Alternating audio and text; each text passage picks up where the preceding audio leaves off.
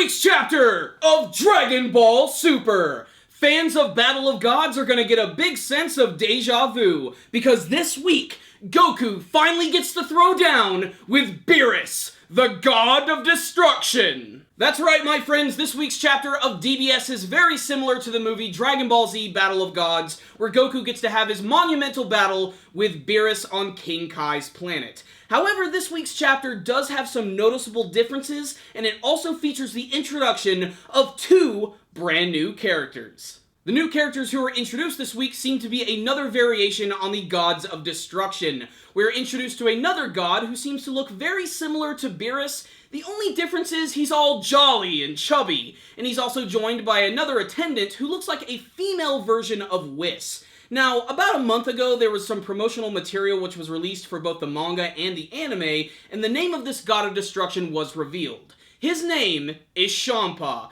His attendant's name is still unknown, but it's probably going to be something alcohol-related, because Champa's name goes in line with Beerus and whiskey, all things named after alcohol. Beerus and beer, Whis and whiskey, Champa and champagne. I don't know what the name of Champa's attendant is going to be, but I'm leaning towards Sake or Captain Morgan. Sake bomb! Before I get to the battle of Goku and Beerus, I just want to talk about some of the developments at the beginning of this week's chapter. We also got to see the return of the Oracle fish from Battle of Gods, which is this teeny, cartoony looking fish which hangs out in a fishbowl and gives all of this crucial information to Beerus about the Super Saiyan God. He himself can't seem to remember anything, and something that I think is kind of an interesting point, and something that is going to change and sort of rock the foundations of the entire Dragon Ball Z universe, is apparently Beerus wanted Frieza to destroy planet Vegeta. This was a part of his plan the entire time. This could be a bad translation from what I'm reading,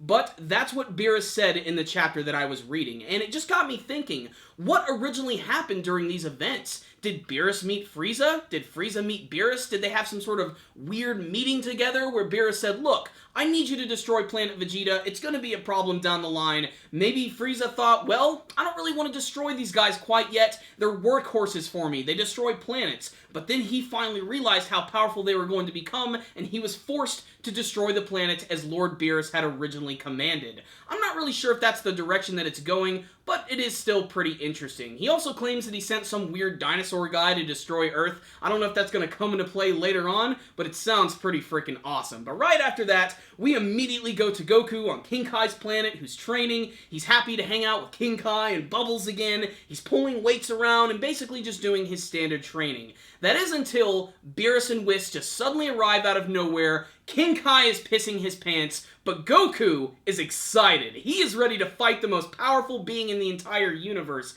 and he goes through all of his big major transformations. Super Saiyan 1, Super Saiyan 2, Super Saiyan 3, and no matter what he throws at Beerus, Beerus just dodges all of his attacks, flicks him, and then just proceeds to knock him out with one swift chop. Very similar to what we saw in Battle of Gods. The only major difference is that Goku decides to use all of his various forms in battle, which I honestly think is really cool, and it has a lot of great choreography. So if you're looking for some classic Dragon Ball Z action, check out this chapter. It's just badass! After the defeat of Goku, Beerus and Whis make a quick retreat, and then we are introduced to Champa and his attendant.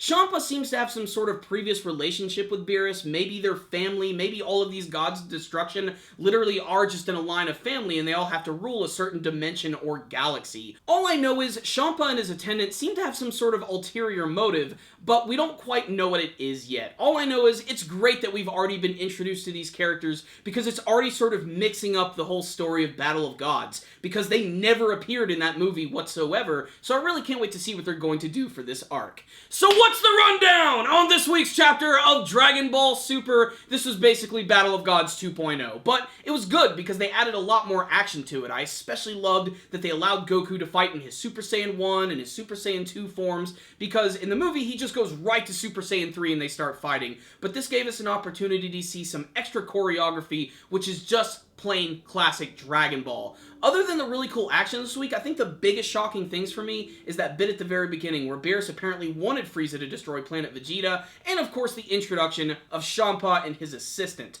Champa is really the thing that's going to mix up this entire arc and make it seem really fresh, because they said that they're going to redo Battle of Gods and Resurrection of F in Dragon Ball Super form, so I really can't wait to see what they're going to do with the Frieza arc as well. If they're going to add some more characters, maybe even bring back the Ginyu Force, I think that would be freaking metal as all hell, and definitely one of the best things they could do for this series. The possibilities really are endless. I'm not gonna lie, I was slightly disappointed at first when I heard that they were just going to redo Battle of Gods and Resurrection of F, but the fact that they're adding in all of these side characters and new characters and jazzing things up a little bit more just really gets me excited to see what other sort of changes they're going to make to this arc, because the sky's the limit as far as I'm concerned. On the technical side of things, Dragon Ball Super looks great. It looks like classic Dragon Ball. It's real clean. The action scenes look really impressive and impactful. There's a lot of scenes this week with Goku just punching and dodging, where he punches a hole through King Kai's planet like we saw in the movie. It looks awesome. These basically look like the best damn storyboards that you've ever seen.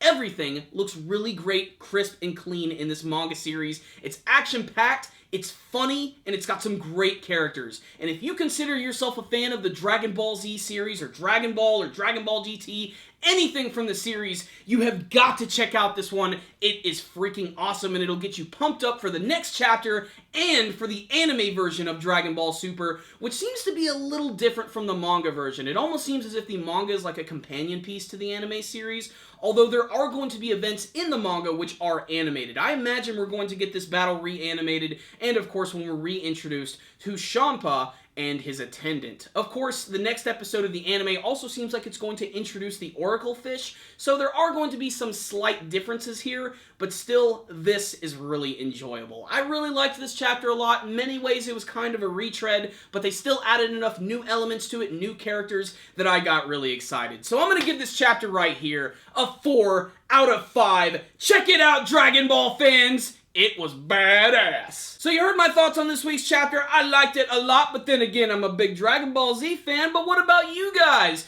Did you read this week's chapter of Dragon Ball Super? Did you have a favorite scene? What did you think of the introduction of Champa and his attendant? And what do you want to see from the rest of Dragon Ball Super? Both the manga and the anime. Thank you guys for watching my review. Make sure to like it, share it with all of your friends. Make sure to subscribe to the channel, that way you can see all of our latest anime and manga reviews, including my reviews of the Dragon Ball Super anime series. Make sure to check that out. You guys should also check out our brand new podcast series, The Powerful Nerdcast, because we just put it up on iTunes for the very first time. That way you guys can download our show for free and listen to us wherever you go. Make sure to look for the link for that in the description box below, and if you could, please give us a good rating and write out like a quick little one-sentence review about what you like about the show. It'll help give us a lot of exposure, and we would really appreciate it.